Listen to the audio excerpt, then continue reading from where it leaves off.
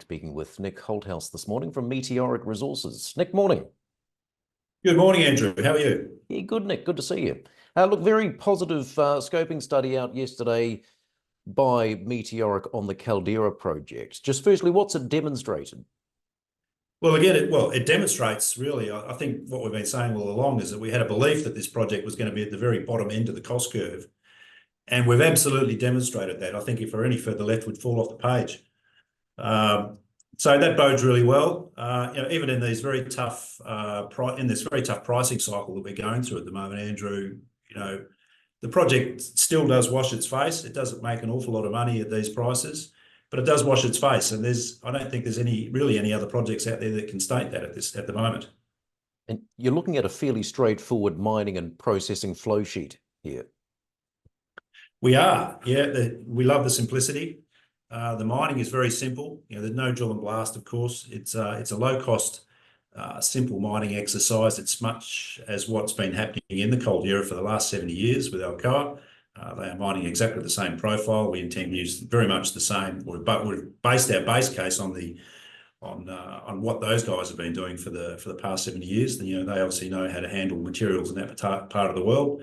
And the ammonium sulfate wash, we're getting very close to locking down the flow sheet with our work at ANSTO, and that's going to give the engineers the opportunity to really get stuck into those detailed designs and look at ways of optimising the Capex going forward. Well, just on that, what's your view on the Capex requirements for the project?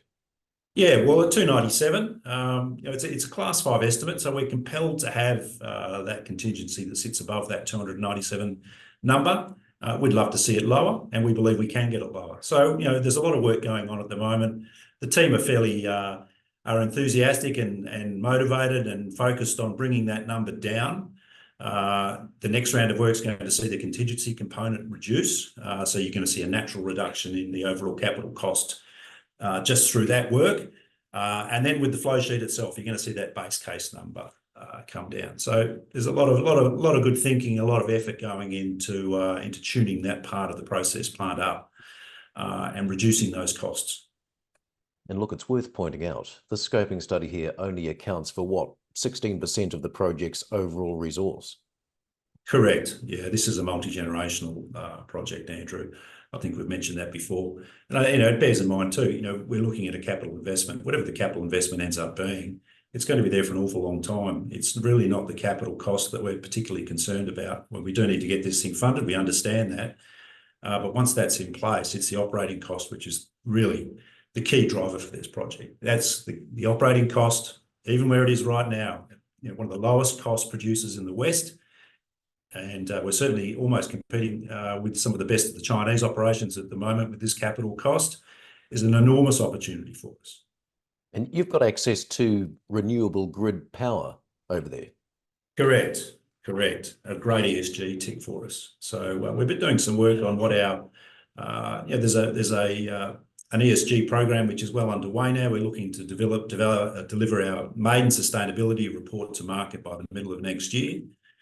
And the guys have done some great work on the current flow sheet. They're looking at what our cost, the amount of carbon that we produce on a per kilo basis. And I think there's going to be some really exciting metrics there too. It's not a number that's typically bandied around in the mining industry, but we are certainly going to be very keen to bring that to market and demonstrate how clean this project is too. And that bodes well for offtakes and OEMs downstream.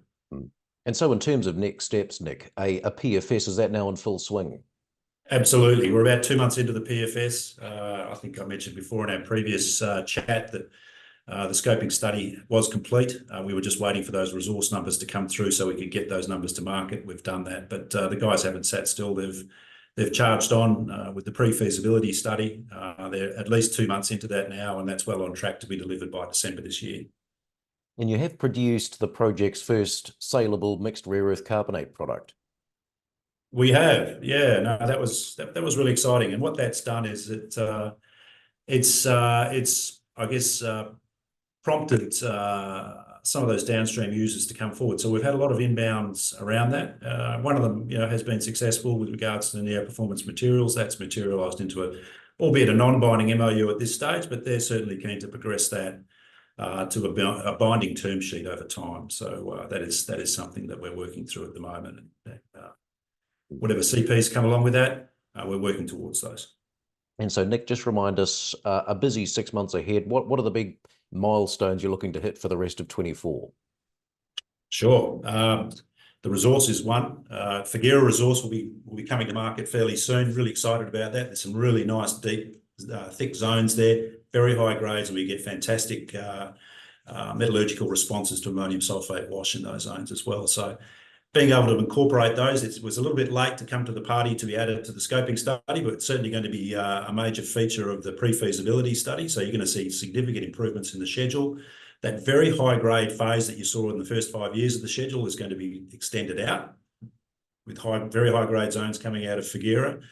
The overall grade and quality of the schedule is going to improve too with those additional tonnes. So I think that's going to be, having Figueira on board is going to be great, not only for the resource update. We've got the 3 licenses to the very north, which need to come to market.